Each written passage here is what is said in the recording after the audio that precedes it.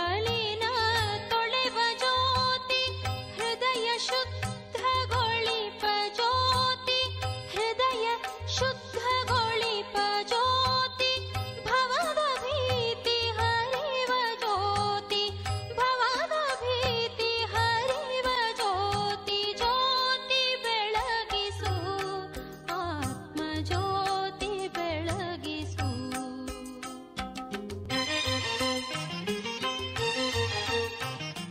ಓಂ ಶಾಂತಿ. ಪ್ರಜಾಪಿತ ಬ್ರಹ್ಮಕುಮಾರಿ ಈಶ್ವರೀಯ ವಿಶ್ವವಿದ್ಯಾಲಯ ಸಮರ್ಪಿಸುತ್ತಿರುವ ಜ್ಞಾನಜ್ಯೋತಿ ಕಾರ್ಯಕ್ರಮಕ್ಕೆ ವೀಕ್ಷಕರೆಲ್ಲರಿಗೂ ಆದರದ ಸ್ವಾಗತ. ನಮ್ಮ ಇಂದಿನ ಈ ವಿಶೇಷ ಸಂಚಿಕೆಗೆ ಅತಿಥಿಗಳಾಗಿ ಆಗಮಿಸಿದ್ದಾರೆ ವ್ಯಕ್ತಿತ್ವ ವಿಕಸನ ತರಬೇತಿಯನ್ನು ನೀಡ್ತಾ ಇರತಕ್ಕಂಥ ಶ್ರೀ ಫಣಿಭೂಷಣ್ ಅವರು. ಅವರಿಗೆ ನಾನು ಈ ಕಾರ್ಯಕ್ರಮಕ್ಕೆ ಆದರದಿಂದ ಸ್ವಾಗತವನ್ನು ಮಾಡಿಕೊಳ್ತಾ ಇದ್ದೀನಿ. ನಮಸ್ಕಾರ ಫಣಿಭೂಷಣ್ ಅವರೇ. ನಮಸ್ಕಾರ ಹೇಮಪ್ರಸಾದ್ ಅವರೇ.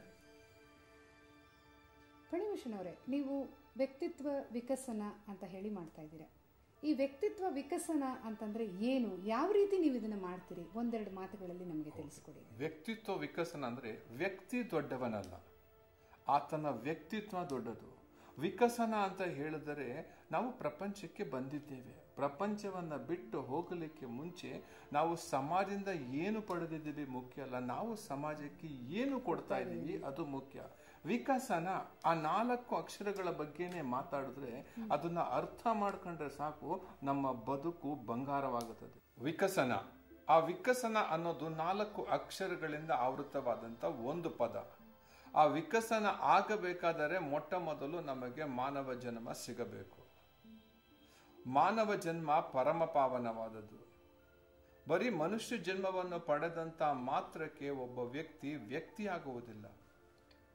ಆತನ ನಡೆ ನುಡಿಗಳೇ ಅವನನ್ನು ಉನ್ನತ ಸ್ಥಿತಿಗೆ ಕರೆದೊಯ್ಯಲೂಬಹುದು. ಶ್ರೇಷ್ಠತೆಯ ಪರಾಕಾಷ್ಠತೆಯನ್ನೂ ಸಹ ತಲುಪಬಹುದು, ಇಲ್ಲ ಅಧೋಗತಿಗೂ ಸಹ ಇಳಿಸಲೂಬಹುದು. ಕೃಷ್ಣ ಮತ್ತು ಗೋದಾವರಿಗಳಂತಹ ನದಿಗಳಿಗೆ ಒಂದು ಉಗಮ ಸ್ಥಾನವಿರುವಂತೆ ಮಾನವನ ಅನುಭವಗಳಿಗೂ ಒಂದು ಉಗಮ ಸ್ಥಾನವಿದೆ, ಅದೇ ಆತನ ಹೃದಯ. ನಾವು ಆಡುವ, ಹಾಡುವ, ಜೀವನ ನಡೆಸುವ ಶೈಲಿಗಳೆಲ್ಲವೂ ಸಹ ನಮ್ಮ ಅನುಭವ ರೂಪದಲ್ಲಿ ಬಂದಿದೆ. ದೇಹವೇ ಒಂದು ದೇವಾಲಯ, ಆತ್ಮನೇ ದೇವರು, ನಗುವೇ ನಂದಾದೀಪ, ಪ್ರೀತಿಯೇ ಅರ್ಚನೆ, ತಾಳ್ಮೆಯೇ ಆರತಿ, ದಾನವೇ ಅಭಿಷೇಕ, ಕ್ಷಮೆಯೇ ಸಾಷ್ಟಾಂಗ ನಮಸ್ಕಾರ. ನೋಡಿ, ವಿಕಸನ ಅನ್ನೋ ಪದದಲ್ಲಿ ಮೊಟ್ಟ ಮೊದಲದು ಪ್ರತಿಯೊಬ್ಬ ಮನುಷ್ಯನಿಗೂ 3 ವಿ ಮುಖ್ಯವಾದದ್ದು. ಒಂದು ವಿದ್ಯೆ, ವಿನಯ, ವಿವೇಕ. ವಿದ್ಯೆ ಅರಿವಿನ ಕಣ್ಣು ತೆರೆಸಿದರೆ, ವಿನಯ, ವಿವೇಕ ಇವು ದಿವ್ಯ ನವ್ಯ ಭವ್ಯ ಅನುಭವಗಳ ಲೋಕದ ಭಾಗ್ಯದ ಬಾಗಿಲನ್ನು ತೆರೆಯುತ್ತದೆ. ಆ ಬಾಗಿಲು ಎಲ್ಲಿದಪ್ಪ ಅಂತ ಹೇಳಿದ್ರೆ ನಮ್ಮ ಬಾಬಾ ಮನೆ. ಬಾಬಾ ಅಂದರೆ ಭಾಗ್ಯದ ಬಾಗಿಲು. ಕ ಅಂತ ಹೇಳಿದ್ರೆ ಎಲ್ಲರ ಜೀವನ ಕಣ್ಣಿನ ಮೇಲೆ ಅವಲಂಬಿತವಾಗಿದೆ. ಅದಕ್ಕೆ ಹೇಳೋದು ಕಣ್ಣೇ ಕರೆಯೋಲೆ, ಒಲವೇ ಉಯ್ಯಾಲೆ, ಬಾಳೆ ಹೂಮಾಲೆ, ಅನುರಾಗ ಸುಮಬಾಲೆ, ಜೀವನವೇ ಹೊಂಬಾಳೆ. ಈ ವಿ ಮತ್ತು ಕ ಎರಡನ್ನ ನಾವು ಉಲ್ಟಾ ಮಾಡಿದ್ರೆ ಕವಿ ಆಗ್ತೀವಿ. ಕವಿ ಆಗಬೇಕು ಅಂತ ಹೇಳಿದ್ರೆ ನೀನು ಏನು ಓದಿದ್ಯಾ ಅದು ಮುಖ್ಯ ಅಲ್ಲ. ನೀನು ಓದಿದ್ದನ್ನ ಅರ್ಥ ಮಾಡಿಕೊಂಡು ನಿನ್ನ ಜೀವನದಲ್ಲಿ ಅಳವಡಿಸಿಕೊಂಡು ಬೇರೆಯವರಿಗೆ ಮಾರ್ಗದರ್ಶನ ನೀಡಿದಾಗ ನಿನ್ನ ಬದುಕಿಗೆ ಒಂದು ಅರ್ಥ ಬರುತ್ತೆ. ಈ ಕವಿ ಆಗಬೇಕಾದರೆ 3ನೇ ಪದ ಸ ಬಹಳ ಮುಖ್ಯವಾದದ್ದು. ಸ ಅಂತ ಹೇಳಿದ್ರೆ ಸರ್ವಜ್ಞ ಮಹಾಶಯ ಒಂದು ಕಡೆ ಹೇಳ್ತಾರೆ, ಸಜ್ಜನರ ಸಂಘವದು ಹೆಜ್ಜೇನು ಸವಿದಂತೆ, ದುರ್ಜನರ ಸಂಘವದು ಬಚ್ಚಲಿನ ರೊಚ್ಚಿನಂತಕ್ಕೂ. ಇದನ್ನೇ ನಮ್ಮ ಶಂಕರಾಚಾರ್ಯರು ಭಜಗೋವಿಂದಮಲ್ಲಿ ಹೇಳ್ತಾರೆ, ಸತ್ಸಂಗತ್ವೇ ನಿಸ್ಸಂಗತ್ವಂ, ನಿಸ್ಸಂಗತ್ವೇ ನಿರ್ಮೋಹತ್ವಂ, ನಿರ್ಮೋಹತ್ವೇ ನಿಶ್ಚಲ ತತ್ವಂ, ನಿಶ್ಚಲ ತತ್ವೇ ಜೀವನ ಮುಕ್ತಿ. ಅದಕ್ಕೆ ನಮ್ಮ ಜೀವನ ಹೇಗಿರ್ಬೇಕಪ್ಪ ಅಂತ ಹೇಳಿದ್ರೆ, ಮನುಷ್ಯ ಜನ್ಮವನ್ನು ಪಡೆದಂತ ಮಾತ್ರಕ್ಕೆ ಒಬ್ಬ ವ್ಯಕ್ತಿಯಾಗುವುದಿಲ್ಲ ಅಂತ ನಾನು ಮೊದಲೇ ಹೇಳಿದ್ದೆ. ಜನ್ಮವನ್ನು ಪಡೆದಂತ ಪ್ರತಿಯೊಬ್ಬ ಮಾನವನು ಸಹ ಒಂದಲ್ಲ ಒಂದು ದಿವಸ ಈ ಪ್ರಪಂಚವನ್ನು ಬಿಟ್ಟು ಹೋಗಲೇಬೇಕು.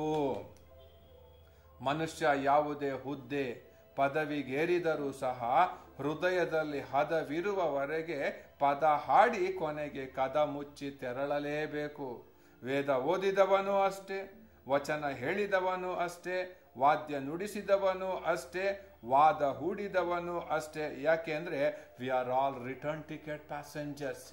ಆದರೆ ಬದುಕಿರುವಷ್ಟು ದಿವಸ ಹಾಯಾಗಿ ಬದುಕಲು ಬಿಡೋದಿಲ್ಲ. ಎಲ್ಲವನ್ನು ಸಹಿಸಿಕೊಂಡು ಬದುಕುವುದೇ ಬದುಕು. ಈ ಬದುಕಿನ ಅರ್ಥವನ್ನ ನಾವು ಮಾಡ್ಕೋಬೇಕು ಅಂದ್ರೆ ಮುಖ್ಯವಾಗಿ ಮನಸ್ಸು. ತಕರಾರಿನ ಮನಸ್ಸಿನವನಾಗಬಾರದು. ತಕರಾರಿನ ಮನಸ್ಸಿನವನಾದರೆ ನಾವು ನಕರಗಳಾಗುವುದರ ಜೊತೆಗೆ ಬಕ್ರಾಗಳು ಆಗಿಬಿಡುತ್ತೇವೆ. ನಮ್ಮ ಸ್ವಭಾವ, ಸಂದರ್ಭ, ಸದಭಿರುಚಿಗಳೇ ಸನ್ಮಾರ್ಗ. ಇದರಲ್ಲಿ ಸಂತೃಪ್ತ ಭಾವ ಕಂಡರೆ ಅದೇ ದುರ್ಗ, ಅದೇ ಸ್ವರ್ಗ. 4ನೇ ನೋಡಿ, ನಾ ಅಂತ ಹೇಳಿದ್ರೆ ನಗಬೇಕು. ಯಾವಾಗ ಏನಾಗುತ್ತೆ ಅಂತ ಗೊತ್ತಿಲ್ಲ. ಅನುಭಾವಿಗಳು ಒಂದು ಮಾತನ್ನು ಹೇಳ್ತಾರೆ, ನಕ್ಕಷ್ಟು ದಿನ ನಿನ್ನದು, 10 ದಿನ ನಿನ್ನದಲ್ಲ. ನೀ ನಗುವ ಹೂವಾಗು ಜಗದವನದಲ್ಲಿ, ಹೂ ಬಿಡದ ಲತೆಗಾರು ನೀರೆರೆಯವರಲ್ಲಿ ನಗಿಸಿ ನೀ ನಗುತ್ತಲಿರೋ. ಅದಕ್ಕೆ ಹೇಳ್ತಾರೆ, ನಗುವು ಹೂವಂತೆ, ಅಳುವು ಮುಳ್ಳಂತೆ, ಬದುಕು ಉಯ್ಯಾಲೆಯಂತೆ, ಮಾತು ಸಂಗೀತದಂತೆ, ಆದರೆ ಮನಸ್ಸು ಮಾತ್ರ ಕೋತಿಯಂತೆ. ಈ 4 ಅಕ್ಷರಗಳನ್ನ ನಾವು ತಿಳ್ಕೊಂಡು ನಮ್ಮ ಜೀವನದ ಪ್ರತಿಯೊಂದು ಹೆಜ್ಜೆಯಲ್ಲೂ ಹೆಜ್ಜೆ ಆಗ್ತಾ ಆಗ್ತಾ ಹೋಗ್ತಾ ಇದ್ದಂಗೆ ನಮಗೆ ಬಾಬನ ಕೃಪೆ ಬಂದು ನಾವು ಪ್ರೇಮ ಸಾಗರವನ್ನು ತಲುಪುತ್ತೇವೆ. ಅಲ್ಲಿ ನಮಗೆ ಮನಸ್ಸಿನ ಶಾಂತಿ 100% ನಮಗೆ ಸಿಕ್ಕೇ ಸಿಗುತ್ತದೆ ಎಂಬುದರಲ್ಲಿ 2ನೇ ಮಾತು ಇಲ್ಲವೇ ಇಲ್ಲ. ತುಂಬ ಸಂತೋಷ ಫಣಿಭೂಷಣ್ ಅವರೇ. ವಿಕಸನ ಅನ್ನೋದ್ರ ಬಗ್ಗೆನೇ ಎಷ್ಟೊಂದು ವಿಶ್ಲೇಷಣೆ ಮಾಡಿದರೆ ಸಾಕಷ್ಟು ಜನರಿಗೆ ಇವತ್ತು ನಿಚ್ಚಳ ಆಗಿರುತ್ತೆ ಅಂತ ನಾನು ಅನ್ಕೊಳ್ತೀನಿ. ಅವರವರ ವ್ಯಕ್ತಿತ್ವವನ್ನು ಹೇಗೆ ಅವರು ವಿಕಸಿತಗೊಳಿಸ್ಕೋಬೇಕು ಅನ್ನೋದ್ರ ಬಗ್ಗೆ. ಈಗ ನಾನು ಒಂದು ಕೇಳ್ತೀನಿ ನಿಮಗೆ, ಜೀವನ ಮೌಲ್ಯಗಳಿಗೆ ಯೋಗದ ಅವಶ್ಯಕತೆ ಇದೆ ಅಂತ ನಿಮ್ಗೆ ಅನ್ಸುತ್ತಾ? ಅಂದರೆ ಯೋಗ ಮಾಡೋದ್ರಿಂದ ಜೀವನದ ಮೌಲ್ಯವನ್ನು ಹೆಚ್ಚಿಸ್ಕೊಳ್ಬಹುದು ಅನ್ನುವಂಥ ಭಾವನೆ ಏನಾದರೂ ಇದೆಯಾ? ನಿಮ್ಮ ಅಭಿಪ್ರಾಯ ಏನಿದ್ರ ಬಗ್ಗೆ? ಜೀವನದಲ್ಲಿ ನಾವು ಮೌಲ್ಯಗಳನ್ನು ಅಳವಡಿಸ್ಕೋಬೇಕಾದ್ರೆ ಯೋಗದ ಅವಶ್ಯಕತೆ ಇದ್ದೇ ಇದೆ. ಯೋಗ ಅಂದರೆ 2 ರೀತಿಯ ಯೋಗ ಇದೆ.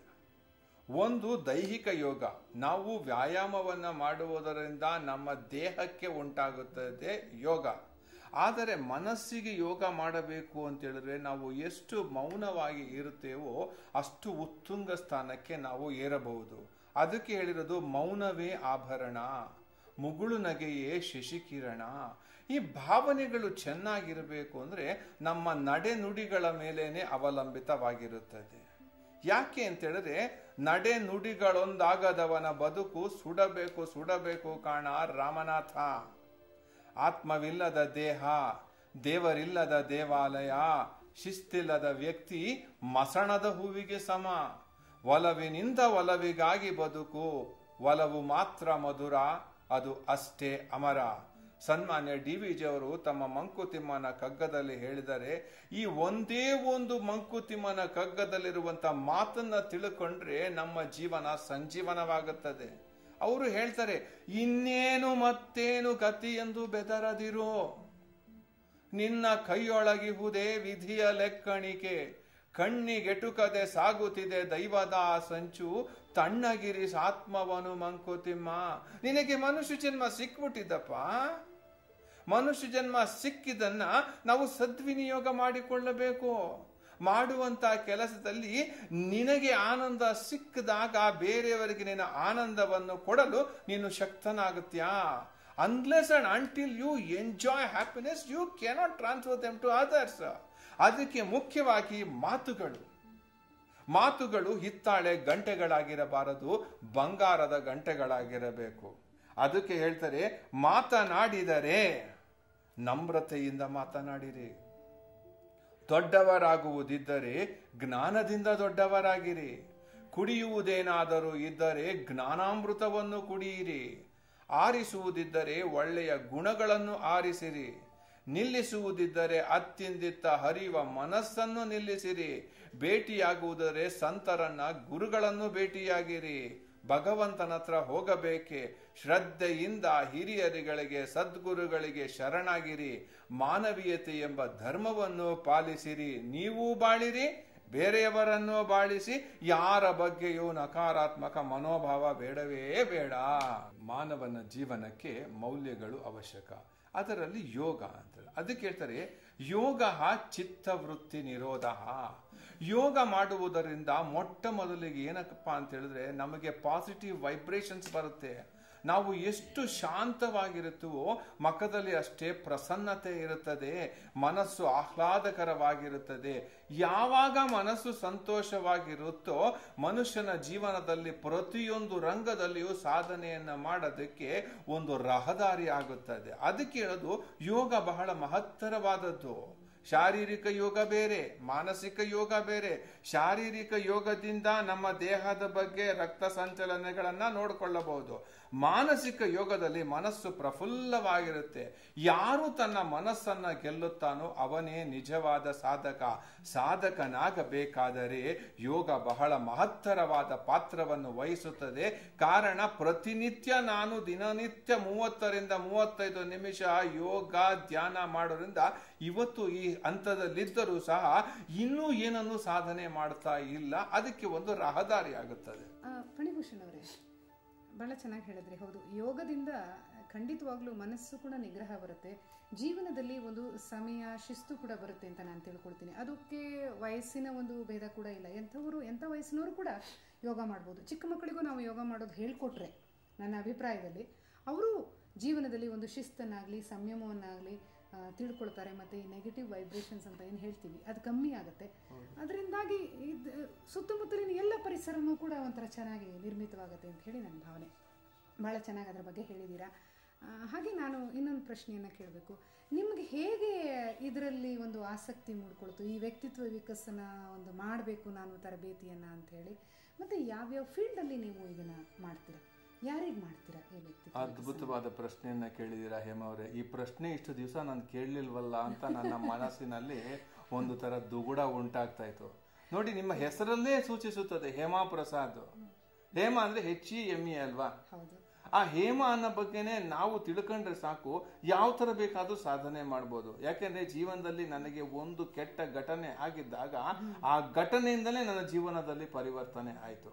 ಯಾಕೆಂದ್ರೆ ಆ ಘಟನೆ ಆಗ್ಲಿಲ್ಲ ಅಂದ್ರೆ ನಾನು ಇವತ್ತು ಪರ್ಸನಾಲಿಟಿ ಡೆವಲಪ್ಮೆಂಟ್ ಟ್ರೈನರ್ ಆಗ್ತಾ ಇರ್ಲಿಲ್ಲ. ನೋಡಿ, ನಾನು ಹೇಳಿದೆ ಹೇಮ, ನೋಡಿ HEME ಅಲ್ವಾ? ಹೇ ಅಂತ ಹೇಳಿದ್ರೆ ಹ್ಯಾಪಿನೆಸ್, ಸಂತೋಷ ನಮ್ಮಲ್ಲಿದೆ. ನಾವು ಅದನ್ನು ಹುಡುಕೊಂಡು ಹೋಗ್ಬೇಕಾಗಿಲ್ಲ. ಶೆಟ್ರಂಗಡಿಗೆ ಹೋಗ್ಬಿಟ್ಟು ಶೆಟ್ರೆ ಸಂತೋಷ ಕೊಡೋದಿಲ್ಲ. ನಾವು ಅದನ್ನ ಆಚೆ ತಗೋಬೇಕು. ಅದನ್ನ ತಗೋಬೇಕಾದ್ರೆ ಅಂದ್ರೆ ಏನು? 2ನೇ ಪದ ಎಕ್ಸ್ಪೀರಿಯನ್ಸ್, ಅನುಭವ ಆಗ್ಬೇಕಲ್ವಾ? ಅನುಭವವು ಸವಿಯಲ್ಲ, ಅದರ ನೆನಪೇ ಸವಿಯೋ. ನಾವು ಮಧು ತುಂಬಿದ ಮಂದಾರ ಪುಷ್ಪಗಳಂತಿರಬೇಕು. ಅದು ಬೇಕು ಅಂದ್ರೆ ಅಂತ ಹೇಳ್ತು ಅಂದ್ರೆ ಮೊರಾಲಿಟಿ, ನೀತಿ ಸಂಹಿತೆ. ನಾವು ಮಾಡ್ತಾ ಇರೋ ಕೆಲಸ ನೀತಿ ನಿಯಮಬದ್ಧವಾಗಿ ಇದಾ? ನಾವು ಏನಾದರೂ ಒಂದು ಕಥೆಯನ್ನು ಹೇಳಬೇಕಾದ್ರೆ ನೀನು ಜೀವನದಲ್ಲಿ ಅದನ್ನು ಅಳವಡಿಸ್ಕೊಂಡಿದ್ಯಾ? ಅವಾಗ ನಾವು ಹೇಳ್ತಾ ಇದ್ರೆ ಆ ವ್ಯಕ್ತಿಯಲ್ಲಿ ಪರಿವರ್ತನೆ ಆಗುತ್ತದೆ. ಈ HEM ಜೊತೆಗೆ ಎ ಇರಬೇಕು. ಎ ಅಂದ್ರೆ attitude. It is your attitude more than your aptitude that determines your altitude ಅಂತ ಹೇಳ್ತಾರೆ. ನೀವು ಯಾವ್ಯಾವ ತರ ಜನಗಳಿಗೆ ಟ್ರೈನಿಂಗ್ ಕೊಡ್ತೀರಿ ಅಂತ ಹೇಳ್ತಾರೆ. ವಿಶೇಷವಾಗಿ ನಮ್ಮದೇನಪ್ಪ ಅಂತ ಹೇಳಿದ್ರೆ SSLC PUC ಮಕ್ಕಳಿಗೆ ನಾವು ಪರ್ಸನಾಲಿಟಿ ಡೆವಲಪ್ಮೆಂಟ್ ಟ್ರೈನಿಂಗ್ ಕೊಡ್ತೀವಿ. ಇದನ್ನು ನಾನು ಮತ್ತೆ ನನ್ನ ಸಹೋದರ ಕುಮಾರಸ್ವಾಮಿ ಅವರು ಮೆಮೊರಿ ಮತ್ತು ಗ್ರಾಫಾಲಜಿನಲ್ಲಿ ಎಕ್ಸ್ಪರ್ಟು, ಬ್ರೈನ್ ಅಕಾಡೆಮಿ ಮೂಲಕ ನಾವು ಟ್ರೈನಿಂಗ್ ಕೊಡ್ತಾ ಇದ್ದೀವಿ. ಈಗಾಗಲೇ 2 ಲಕ್ಷಕ್ಕೂ ಹೆಚ್ಚು ಮಕ್ಕಳಿಗೆ ನಾವು ಟ್ರೈನಿಂಗ್ ಅನ್ನು ಕೊಟ್ಟಿದ್ದೇವೆ. ಇದರಲ್ಲಿ ವಿಶೇಷವಾಗಿ ಏನಪ್ಪ ಅಂತ ಹೇಳಿದ್ರೆ ನಾವು time management, mind management, stress management, attitude, study skills, ಮಾನವೀಯ ಮೌಲ್ಯಗಳು, ಮೆಮೊರಿ ಮತ್ತು ಗ್ರಾಫಾಲಜಿ, ಜ್ಞಾಪಕ ಶಕ್ತಿ ಮತ್ತು ಕೈಬರಹ ವಿಶ್ಲೇಷಣೆ ಬಗ್ಗೆ ವಿಶೇಷವಾದ ತರಬೇತಿಯನ್ನು ಕೊಡ್ತೇವೆ. ಯಾಕೆಂದ್ರೆ ಒಬ್ಬ ಮನುಷ್ಯನ ವ್ಯಕ್ತಿತ್ವ ಬದಲಾವಣೆ ಆಗಬೇಕು ಅಂದ್ರೆ ಅವನ ಕೈಬರಹದಲ್ಲೇನೆ ಚೆನ್ನಾಗಿ ಗೊತ್ತಾಗಿಬಿಡುತ್ತದೆ. ಇದನ್ನು ವಿಶೇಷವಾಗಿ ನಮ್ಮ ಸಹೋದರ ಕುಮಾರಸ್ವಾಮಿ ಅವರು ಕೊಡ್ತಾರೆ. ನಾನು ಮಾನವೀಯ ಮೌಲ್ಯಗಳು, ಟೈಮ್ ಮ್ಯಾನೇಜ್ಮೆಂಟ್, ಇದರಿಂದ ಯಶಸ್ಸನ್ನು ಹೇಗೆ ಗಳಿಸಬಹುದು ಅನ್ನೋ ಬಗ್ಗೆ ನಾನು ಟ್ರೈನಿಂಗ್ ಕೊಡ್ತೀನಿ.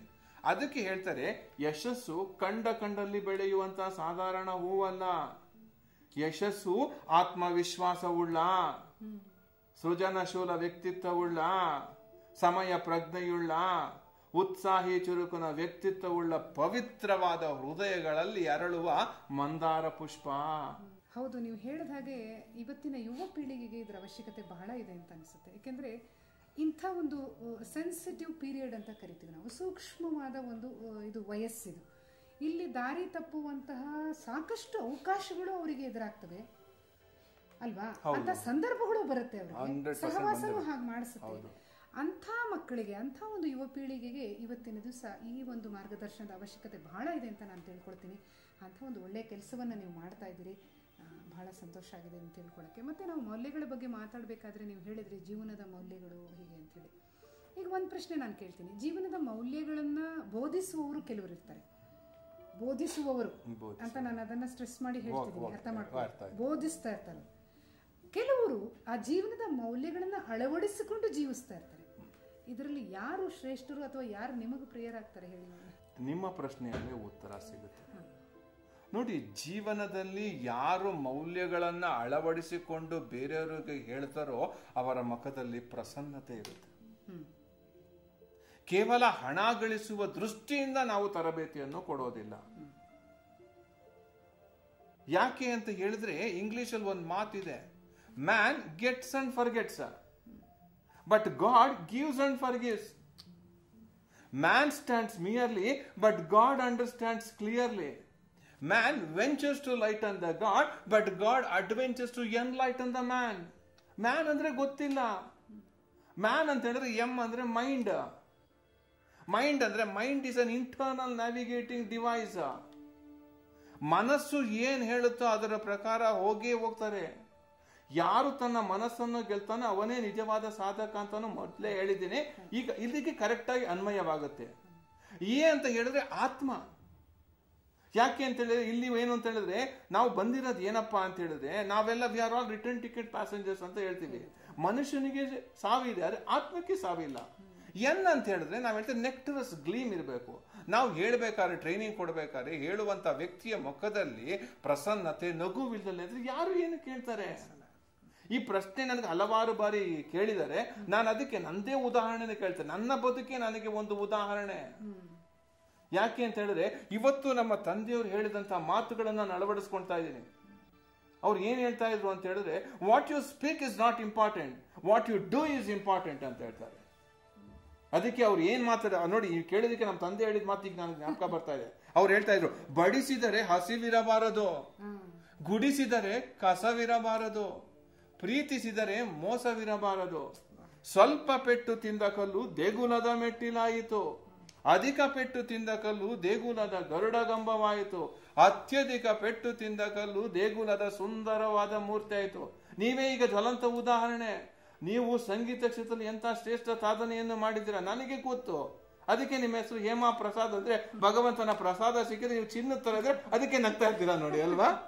ಬಹಳ ಚೆನ್ನಾಗಿ ಅದಕ್ಕೆ ಹೇಳೋದು ಮಾತು ಬಲ್ಲವನಿಗೆ ಜಗಳವಿಲ್ಲ ಅಂತ. ಆ ಮಾತಿನ ಬಂಟ್ರಾಗ್ಬಿಟ್ಟಿದ್ದೀರಾ ನೀವು. ನಾವ್ ಇನ್ನೇನು ಹೇಳಕ್ಕಾಗತ್ತೆ? ಇಲ್ಲ ಇಲ್ಲ, ಇನ್ನು ನಾನು ಕಲಿತಾ ಇದ್ದೀನಿ, ಏನೂ ಇಲ್ಲ ಕಲಿಯೋದು. ನಿಮ್ಮ ಒಂದು ಭಾವನೆ. ನಮ್ಮ ಅಭಿಪ್ರಾಯದಲ್ಲಿ ನೀವು ಉತ್ತಮ ವಾಗ್ಮಿ ಅಂತ ಕೂಡ ಇಲ್ಲ ಇಲ್ಲ ಎಮ್ಮ ಅವರೇ, I am still a baby in the cradle. ಇಲ್ಲಮ್ಮ, ಯಾಕೆಂದ್ರೆ ತಾಯಿಯ ಗರ್ಭದಿಂದ ಮಮತೆಯ ಗೋರಿಯ ತನಕ ನಾವು ಕಲಿತಾನೆ ಕಲಿತಾನೆ. ಅಲ್ಲ, ಕಲಿಕೆಗೆ ಕೊನೆ ಇಲ್ಲ ಅಂತ ಹೇಳಿ ಹಿರಿಯರು ಹೇಳ್ತಾರೆ. ಅದನ್ನ ನಂಬ್ಕೊಂಡು ನಾವು ಜೀವನದುದ್ದಕ್ಕೂ ಅದೊಂದು ಪಾಠಶಾಲೆ ನಾವಲ್ಲಿ ಕಲಿತಾ ಇದೀವಿ. ವಿದ್ಯಾರ್ಥಿಗಳು ಇನ್ನು ಅಂತ ತಿಳ್ಕೊಂಡಿದ್ರೆ ಬಹಳ ಒಳ್ಳೆಯ ಒಂದು. ಯಾಕೆಂದ್ರೆ ನಿಮ್ಮ ಈ ಮಾತಿಗೆ ನನಗೆ ಡಾಕ್ಟರ್ ರಾಜ್ಕುಮಾರ್ ಅವರ ಒಂದು ಮಾತಿಗೆ ಜ್ಞಾಪಕ ಬರ್ತಾ ಇತ್ತು. ಅವರ ಜೊತೆ ಆತ್ಮೀಯ ಒಡನಾಟ ನನಗಿತ್ತು. ಅದನ್ನೊಂಚೂರು ಹಂಚ್ಕೊಳ್ಳಿ. ಅವರು ಒಂದು ಮಾತು ಹೇಳಿದ್ರು, ಫಣಿಭೂಷಣ್ ಅವ್ರು, ನೋಡ್ರಿ, ಕಲಿಯದದು ಕಡಲಾಗಲ್ಲ, ಕಲಿತದು ಕೈ ಆಗಲ್ಲ. What ever we have learned it is only A drop in N ocean. ನನಗೆಲ್ಲ ಕಲಿತೆ ಅಂತ ಹೇಳಿದ್ರೆ ನನಗಿಂತ ಫಿಲ್ ಅಪ್ ದಿ ಬ್ಲಾಂಕ್ಸ್ ಯಾರೂ ಇಲ್ಲ ಅಂತ ಹೇಳ್ತಾರೆ. ಅವ್ರು ಯಾವತ್ತೂ ನೆಗೆಟಿವ್ ಮಾತುಗಳನ್ನ ಹೇಳ್ತಾನೆ ಇರ್ಲಿಲ್ಲ. ನೋಡಿ, ನೀವು ಒಂದು ಕಲಿಕೆ ಅಂತ ಕೇಳಿದಕ್ಕೆ ಅದಕ್ಕೆ ಹೇಳ್ತಾರಲ್ಲ, ಕಲಿಸು ಕಲಿಸು ಎನಗೆ ಓ ಗುರುವೇ, ಮರುಗುವುದಾ ಮಣಿಯುವುದಾ, ಪರರ ಸುಖಕ್ಕೆ ಹಿಗ್ಗುವುದಾ, ಸೋಲ ನರಿಯುವುದಾ, ಬಿಗದಿಹ ಮನವೊಂದ, ಸರಳತೆಯ ಗುಣವೊಂದ. ನೀವು ಒಂದು ಪ್ರಶ್ನೆ ಕೇಳಿದ್ದಕ್ಕೆ ನೋಡಿ ಎಲ್ಲಿಂದ ಎಲ್ಲಿ ಕರ್ಕೊಂಡೋಗುತ್ತೆ ಅಲ್ವಾ? ಇದು ಸಾಗರ ಇದ್ದಂಗೆ. There is no end to education. ಖಂಡಿತ. ನೀವು ಅಂತ ಒಬ್ಬ ಒಳ್ಳೆಯ ದೊಡ್ಡ ನಟನ ನೆನೆಸ್ಕೊಂಡು ಮಾತಾಡಿದ್ರಿ. ಅವರ ಒಂದು ಸ್ವಭಾವದಿಂದನೇ ಅವರ ಆ ಮಟ್ಟಕ್ಕೆ ಏರಿದ್ರು ಅಂತ ಕೂಡ ನಾವು ಭಾವಿಸ್ಕೊಳ್ಬೋದು. ಮತ್ತೆ ಫಣಿಭೂಷಣ್ ಅವರೇ, ನಾನು ನಿಮ್ಮ ಒಂದು ವೈಯಕ್ತಿಕ ಇದರ ಬಗ್ಗೆ ಬರ್ತಾ ಇದ್ದೀನಿ. ನಿಮ್ಮ ಕೌಟುಂಬಿಕ ಹಿನ್ನೆಲೆ ಅಂದರೆ ನಿಮ್ಮ ಕುಟುಂಬದ ಒಂದು ಸಣ್ಣ ಪರಿಚಯವನ್ನು ಮಾಡಿಕೊಡಿ. ನೀವು ಯಾರ್ಯಾರಿದ್ದೀರಿ ಮನೆಯಲ್ಲಿ, ನಿಮ್ಮ ಒಂದು ಈ ಒಂದು ಏನೋ ಒಂದು ಕೆಲಸ ಮಾಡ್ತಿದ್ದೀರಿ, ಅದಕ್ಕೆ ಹೇಗೆ ನಿಮಗೆ ಸಂಸಾರದಿಂದ ಪ್ರೋತ್ಸಾಹ ಸಿಕ್ಕಿತು? ನಾನು, ನನ್ನ ಪತ್ನಿ, ಮಗಳು, ಅಳಿಯ ಅವರು ಇಬ್ಬರು ದುಬೈಯಲ್ಲಿ ಇದ್ದಾರೆ. ಮಗ ಅಮೆರಿಕದ ಓಲ್ಡ್ ಯೂನಿವರ್ಸಿಟಿ ವರ್ಜೀನಿಯಾದಲ್ಲಿ MS ಇನ್ ಸ್ಟ್ರಕ್ಚರ್ಸ್ ಆ್ಯಂಡ್ ಡಿಸೈನ್ಸಲ್ಲಿ ಎಲ್ಲ ಸಬ್ಜೆಕ್ಟ್ಸಲ್ಲಿ ಡಿಸ್ಟಿಂಕ್ಷನ್ ಆಗಿಬಿಟ್ಟು ಅವನು ಅಮೆರಿಕಾದಲ್ಲಿ ಇದ್ದಾನೆ. ನಾನು ಹಳ್ಳಿಯಿಂದ ಬಂದವನು. ನಮ್ಮ ಊರು ತುಮಕೂರು ಜಿಲ್ಲೆಯ ಕುಗ್ರಾಮ ಗುಬ್ಬಿ. ನಮ್ಮ ತಂದೆಯವರು ಜಿಲ್ಲಾಧಿಕಾರಿಗಳಾಗಿದ್ದರು. ನಮ್ಮ ತಂದೆಗೆ ಕೇವಲ 9 ಜನ ಮಕ್ಕಳು, ಅದರಲ್ಲಿ ನಾನು ಒಬ್ಬ. ಯಾಕೆಂದರೆ ಹಳೆ ಕಾಲದಲ್ಲಿ ಮಿನಿಮಮ್ ಇರಲೇಬೇಕು. ಯಾಕೆಂದರೆ ಆಗ 900 ರೂಪಾಯಿ ಸಂಬಳದಲ್ಲಿ 9 ಜನನೂ ಸಾಕಿದ್ದಾರೆ. ಇವತ್ತು ನನಗೆ ರೋಲ್ ಮಾಡಲ್ ಮೊಟ್ಟ ಮೊದಲನೇನೋ ದೇವರು ಅಂತ ಹೇಳಿದ್ರೆ ನಮಗೆ ತಂದೆ ತಾಯಿ. ಅವರು ಇಲ್ದಲೇ ಇದ್ರೆ ನಾನು ಇವತ್ತು ಹಂತಕ್ಕೆ ಬರೋಕ್ಕಾಗ್ತಿಲ್ಲ. ಅದಕ್ಕೆ ಫ್ಯಾಮಿಲಿ ಅಂದರೆ ಜನ ಹೇಳ್ತಾರೆ, ನನ್ನ ವೈಯಕ್ತಿಕ ಅಭಿಪ್ರಾಯದಲ್ಲಿ ಫ್ಯಾಮಿಲಿ ಅಂದರೆ father and mother I love you ಅಂತ. ನೋಡಿ, ಫ್ಯಾಮಿಲಿನಲ್ಲಿ 6 ಪದಗಳನ್ನು ಅರ್ಥ ಮಾಡ್ಕೊಂಡ್ರೆ ಸಾಕು. F ಅಂದರೆ ಫೀಲಿಂಗ್, A ಅಂದರೆ ಅಕಾಮಡೇಟಿವ್, M ಅಂದರೆ ಮ್ಯೂಚುವಲ್ ಅಂಡರ್ಸ್ಟ್ಯಾಂಡಿಂಗ್, I ಅಂದರೆ ಇನ್ವಾಲ್ವ್ಮೆಂಟ್, L ಅಂದರೆ ಲರ್ನಿಂಗು, Y ಅಂದರೆ ಇಯರ್ನಿಂಗು. ತುಂಬ ಚೆನ್ನಾಗಿ ಹೇಳಿದ್ರಿ. ನೋಡಿ, ತಂದೆ ತಾಯಿಗಳಲ್ಲಿ ಭಕ್ತಿ ಇಲ್ಲದೆ, ಗೌರವ ಇಲ್ಲದೆ ನಾನು ಏನೋ ಜೀವನದಲ್ಲಿ ಸಾಧನೆ ಮಾಡ್ತೀನಿ ಅಂತ ಹೋದರೆ ಅಂಥವನಿಗೆ ಎಲ್ಲೋ ಒಂದು ಕಡೆ ವಿಘ್ನಗಳು ಉಂಟಾಗಬಹುದು ಅಂತ ನಾನು ಭಾವಿಸ್ಕೊಳ್ತೀನಿ. ಯಾಕೆಂದರೆ ತಂದೆ ತಾಯಿನಲ್ಲೇ ಗೌರವಿಸದೇ ಇದ್ದವನವನು ಇನ್ನೇನು ಸಮಾಜದಲ್ಲಿ ಇನ್ನೇನು ತಾನೇ ಮಾಡಲಿಕ್ಕೆ ಸಾಧ್ಯ. ಎಷ್ಟು ಒಳ್ಳೆಯ ಒಂದು ಭಾವನೆ ನಿಮ್ಮಲ್ಲಿದೆ. ಅದಕ್ಕೆ ಅನಿಸುತ್ತೆ ಅವರಿಬ್ಬರ ಆಶೀರ್ವಾದ ನಿಮಗೆ ಸದಾ ಇದೆ. ಇಷ್ಟೊಂದು ನೋಡಿ ಎಮ್ಮ ಅವರೇ, ಇನ್ನೊಂದು ನಾನು I want to interfere in ನಿಮ್ಮ ಪ್ರಶ್ನೆ ಕೇಳಿದಾಗ, ನಮ್ಮ ತಂದೆಯವರು ಒಂದು ಮಾತನ್ನು ಹೇಳ್ತಾ ಇದ್ರು, ಕೆಲಸವ ಮಾಡು ಕಿರಿದೆನದೆ ಮನವಿಟ್ಟು ದೊರೆತುದ ಹಸಾದವೆಂದುಣ್ಣು ಗೊಣಗಿಡದೆ ಧರಿಸು ಲೋಕದ ಬರವ ಪರಮಾರ್ಥವ ಬಿಡದೆ ಹೊರಡು ಕರೆ ಬರಲ್ಲ ಅಳದೆ ಮಂಕುತಿಮ್ಮ.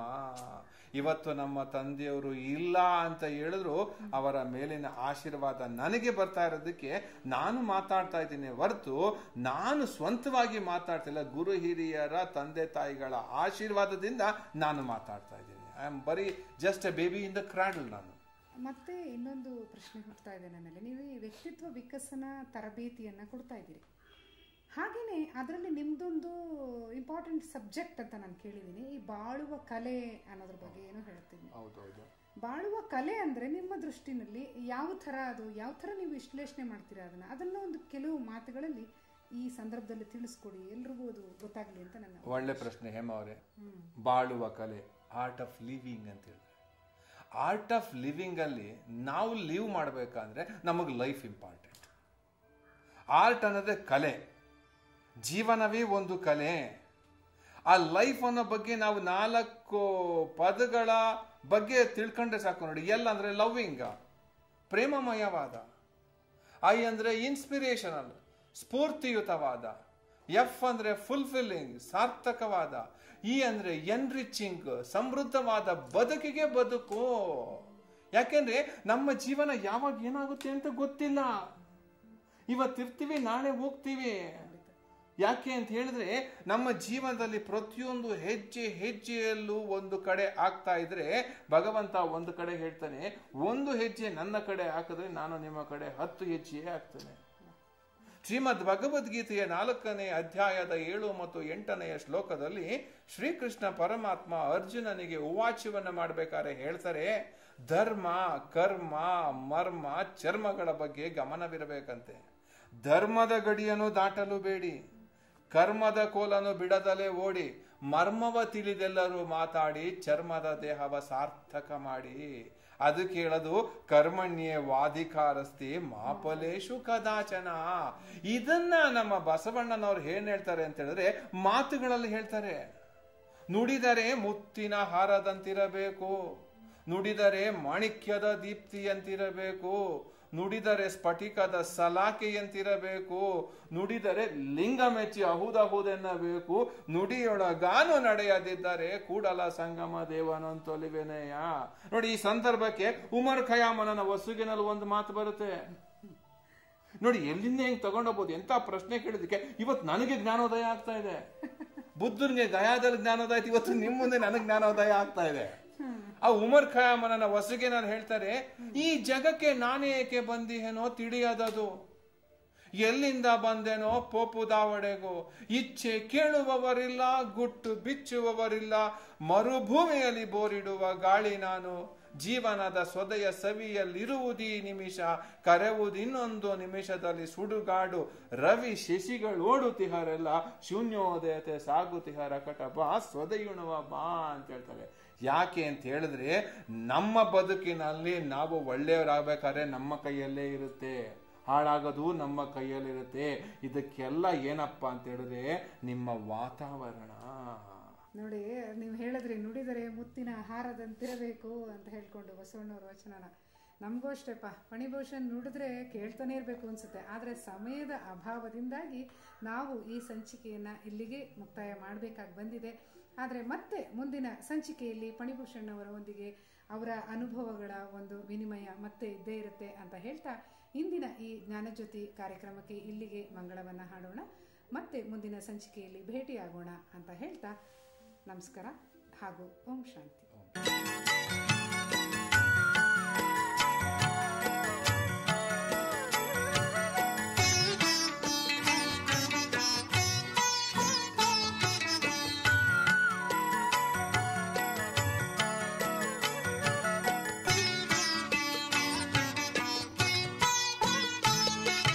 ತಪಸ್ವಿ ಮೂರ್ತಿಯ ತನು ಮನವು ಅಂಗಾಂಗ ಶೀತಲವು.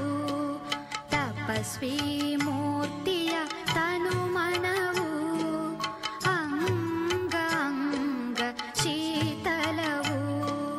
ಮುಖದಿ ಸುಮಧುರ ನುಡಿಯು ನಯನದಿ ಸುಧಾರಸವು. ಪ್ರಭು ಶಿವ ತಂದೆಗೆ ಸದಾ ಅರ್ಪಿತರವರು. ಸುಖದಿ ತೇಲಾಡಿ ಶಿವ ಸಂದೇಶವ ನೀಡುವರು. ಸುಖದಿ ತೇಲಾಡಿ ಶಿವ ಸಂದೇಶವ ನೀಡುವರು. ತಪಸ್ವಿ ಮೂರ್ತಿಯ ತನು ಮನವು ಅಂಗಾಂಗ ಶೀತಲವು.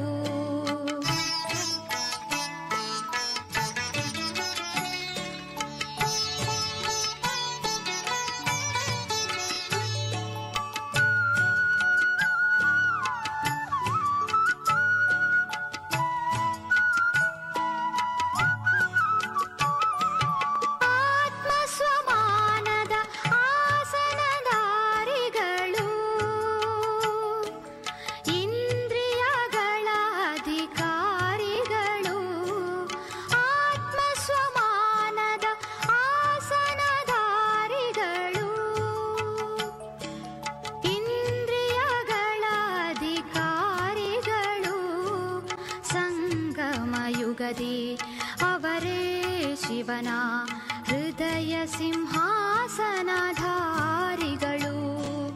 ಸಂಗಮ ಯುಗದಿ ಅವರೇ ಶಿವನ ಹೃದಯ ಸಿಂಹಾಸನಧಾರಿಗಳು.